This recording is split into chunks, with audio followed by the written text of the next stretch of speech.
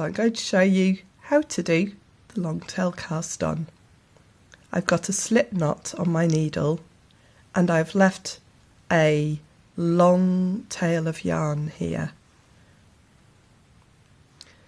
So I'm just going to start by arranging the yarn over my fingers like this. And I go under the thumb loop, over the top of this thread here, and I pull it through. And one more time, up through the middle, over the back and through. Through the loop, over the back and through.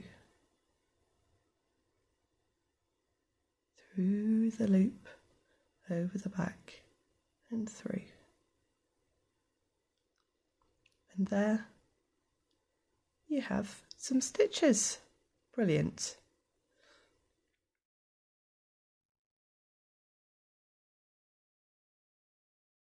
I hope you've enjoyed this video.